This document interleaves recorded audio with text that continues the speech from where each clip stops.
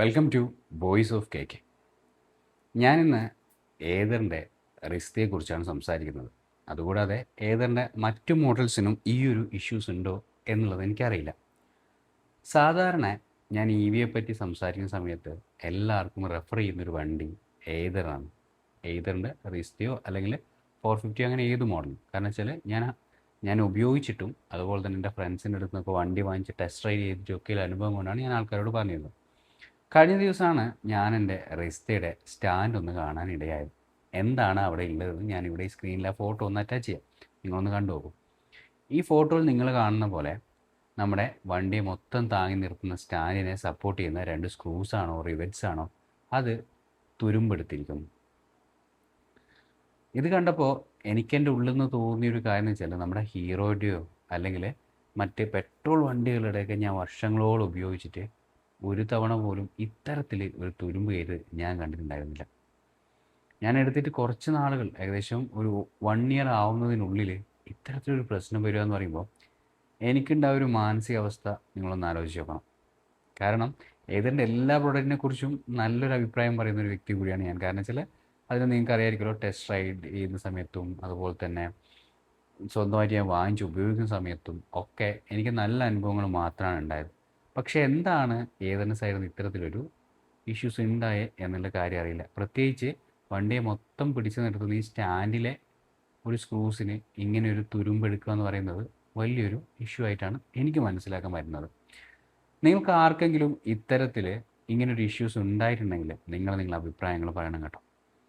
ഞാൻ ഈ ഓണത്തിൻ്റെ ഒക്കെ ഒരു തിരക്കായതുകൊണ്ട് ഷോറൂമിലൊന്നും വിളിച്ചിട്ടില്ല, കാര്യം പറഞ്ഞിട്ടില്ല. കാരണം ഞാൻ ഈ യൂട്യൂബ് വഴി ഏതറിനെ പറ്റിയും മറ്റ് ഇലക്ട്രിക് സ്കൂട്ടറിനെ പറ്റിയൊക്കെ കുറേ വീഡിയോസ് ചെയ്തിട്ടുണ്ട്.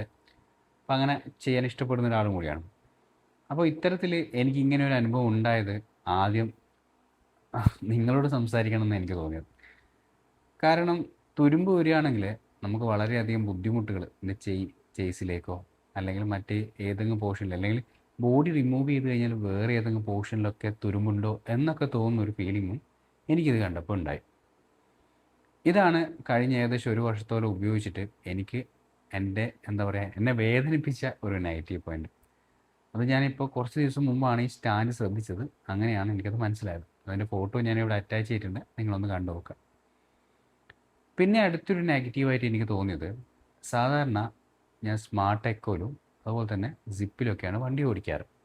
അപ്പോൾ ചില സമയങ്ങളിൽ ഞാൻ രാവിലെ എടുത്ത് പോകുമ്പോൾ സ്മാർട്ട് എക്കോയിൽ നല്ല രീതിയിലൊരു 45 വരെ നല്ല സ്മൂത്തായിട്ട് നമ്മുടെ വെയിറ്റിനെയും വണ്ടീനെയൊക്കെ ലോഞ്ച് ചെയ്യാൻ നല്ലൊരു വേഗതയിൽ, അല്ല നല്ല വേഗതയിൽ നമുക്കൊരു ഓടിക്കുമ്പോൾ നമുക്ക് ഫീൽ ആവുന്നൊരു സ്പീഡ് ഉണ്ടാവില്ല. ഒരു 50 വരെയൊക്കെ സാധാരണ രീതിയിൽ എക്കോയിലും സ്മാർട്ട് എക്കോയിലൊക്കെ പോകുന്നതാണ്.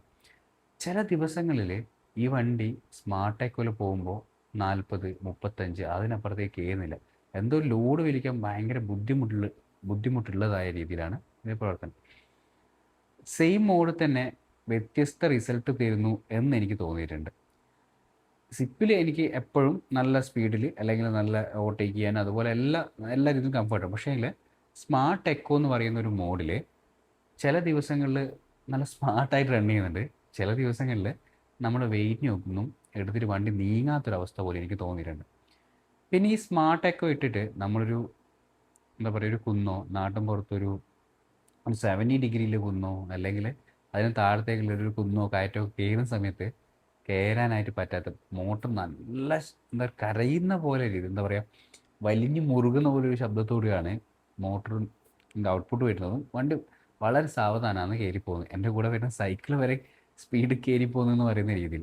അപ്പോൾ അത് എല്ലാ ദിവസങ്ങളിലും എനിക്ക് ആ പ്രശ്നമില്ല. ചില ദിവസങ്ങളിൽ അങ്ങനെ ഈ സ്മാർട്ട് എക്കോയിൽ ഇട്ട് കഴിഞ്ഞാൽ വണ്ടി വലിയാൻ അല്ലെങ്കിൽ വണ്ടി നമ്മളെ എടുത്ത് മുന്നോട്ട് പോകുന്ന സമയത്ത് വല്ലാതെ ബുദ്ധിമുട്ടുന്ന പോലെ തോന്നും. ചില ദിവസങ്ങളിൽ ആ പ്രശ്നങ്ങളില്ല.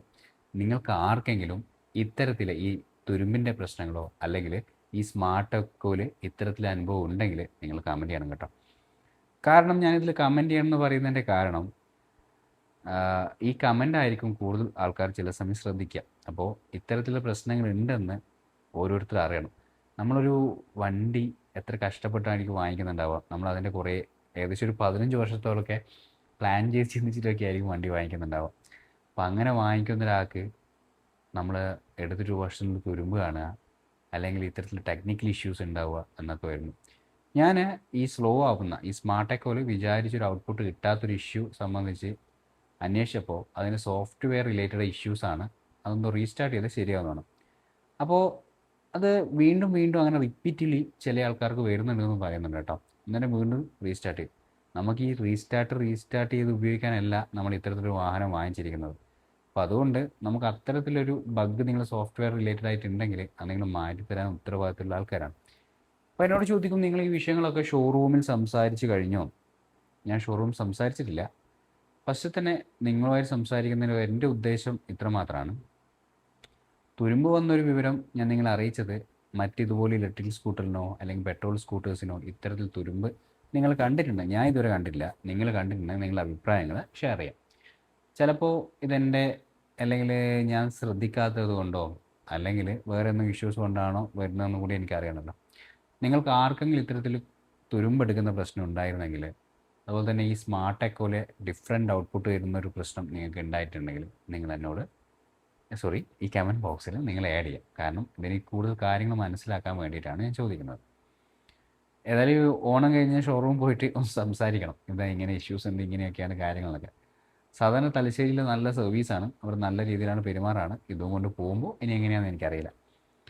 പിന്നെ എനിക്ക് തോന്നിയ അടുത്തൊരു കാര്യം, നമ്മുടെ ഇച്ചിരി വെയിറ്റുള്ള ഒരാൾ പുറകിലിരുന്ന് കഴിഞ്ഞാൽ അവരിരുന്ന് ഇച്ചിരി സീറ്റിൽ കുറച്ച് പുറകോട്ടൊക്കെ ആണെങ്കിൽ നമ്മുടെ വണ്ടിയിലൊരു വൈബ്രേഷൻ ഫീൽ ആകുന്ന പോലെ, അല്ലെങ്കിൽ ഒരു വണ്ടി ഇങ്ങനെ പൊളയുന്ന പോലെയൊക്കെ എനിക്ക് തോന്നാറുണ്ട്. എന്താ പറയുക, ഒരു സിക്സാക്ക് ആയിട്ട് പോകുന്ന രീതിയിലൊക്കെ ചില സമയങ്ങളിൽ എനിക്ക് തോന്നുന്നത് എൻ്റെ ഡ്രൈവിങ്ങിൻ്റെ പ്രശ്നമാണോ അല്ലെങ്കിൽ നിങ്ങൾക്ക് ആർക്കെങ്കിലും അത്തരത്തിൽ തോന്നിയിട്ടുണ്ടോ എന്ന് പറയണം.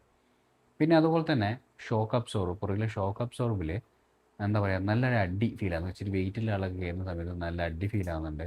അതുപോലെ തന്നെ ഒട്ടും കംഫർട്ടായിട്ടുള്ളൊരു ഷോക്കായിട്ട് എനിക്ക് തോന്നുന്നില്ല. നിങ്ങൾക്ക് ആർക്കെങ്കിലും എതിരഭിപ്രായം ഉണ്ടെങ്കിലും നിങ്ങൾ പറയണം. പിന്നെ ഇതൊക്കെയാണ് എനിക്ക് പേഴ്സണലി ഇതിൽ നിന്ന് തോന്നിയിരിക്കുന്ന പ്രധാന കാരണങ്ങളായിട്ട് പറയാനുള്ളത്. പിന്നെ ഈ തുരുമ്പ് കണ്ടതോടെ എനിക്ക് ഈ വണ്ടി ഒന്ന് അഴിച്ച് കാണണമെന്നൊക്കെ ഒരു തോന്നുന്നുണ്ടായി കേട്ടോ. കാരണം ഇതിൻ്റെ ഉൾവശത്തൊക്കെ എങ്ങനെയായിരിക്കും, അല്ലെങ്കിൽ അടിവശത്ത് ഈ ബാറ്ററി പാക്ക് വരുന്ന സ്ഥലത്ത് ചേസിൻ്റെ ഇടയ്ക്ക് എങ്ങനെയായിരിക്കും എന്നൊക്കെ, അതിലൊക്കെ ഇത്തരത്തിൽ എന്താ പറയുക തുരുമ്പിക്കുന്നുണ്ടെങ്കിൽ, സാധാരണ നമ്മുടെ വണ്ടിയുടെ പുറത്ത് കാണുന്ന ഈ സ്ക്രൂസ് ഉണ്ടല്ലോ, കുറച്ചും കൂടി ക്വാളിറ്റിയിലെ സ്ക്രൂസ് കൊടുക്കുന്നതായിട്ടാണ് കാണാറ്. കാരണം ഇത്തരത്തിൽ തുരുമ്പെടുക്കില്ല.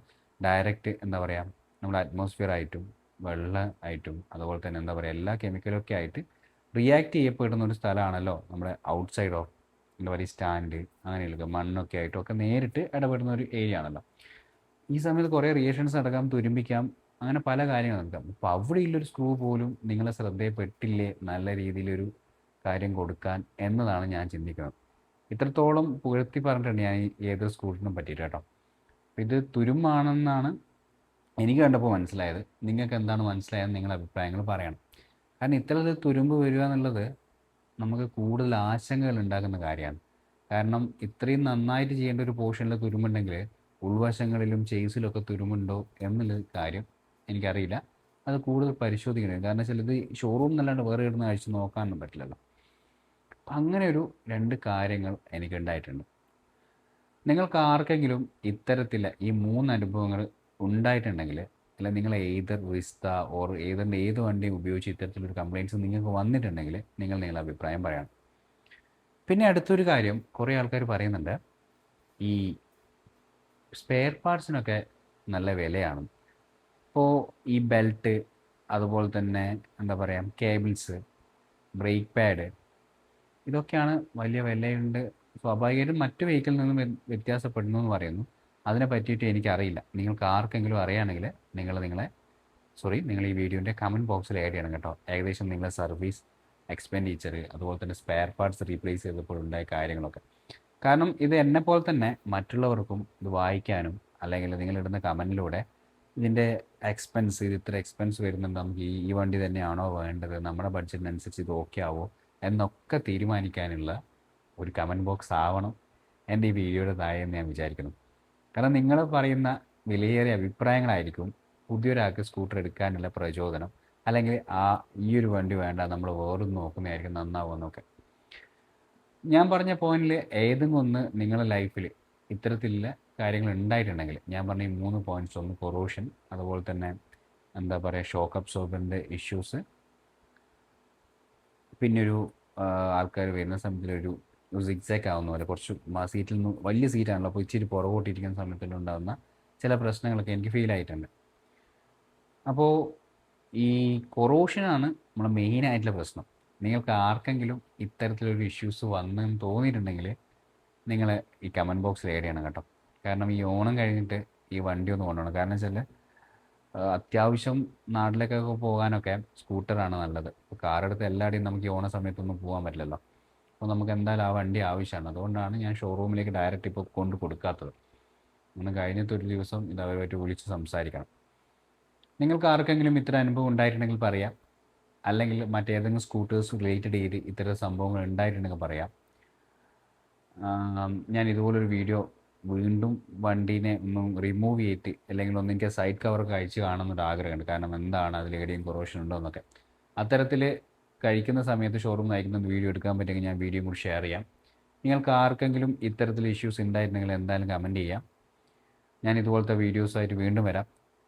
നിങ്ങൾക്ക് പറ്റുകയാണെങ്കിൽ എൻ്റെ ചാനലൊന്ന് സബ്സ്ക്രൈബ് ചെയ്യുക, ലൈക്ക് ചെയ്യുക, ഷെയർ ചെയ്യുക. എന്നാൽ അറിയുന്ന വിവരങ്ങളാണ് ഞാൻ നിങ്ങൾക്ക് ഷെയർ ചെയ്യുന്നത്. അപ്പോൾ എൻ്റെ ചാനലിൽ ഇത്തരത്തിൽ EV റിലേറ്റഡായ കുറച്ച് വീഡിയോസൊക്കെ ചെയ്തിട്ടുണ്ട്. അപ്പോൾ നിങ്ങൾക്ക് കാണാൻ പറ്റുകയാണെങ്കിൽ ഒന്ന് കാണാം. നമുക്ക് വീണ്ടും ഇതുപോലൊരു വീഡിയോ ആയിട്ട് കാണാം. Okay, by.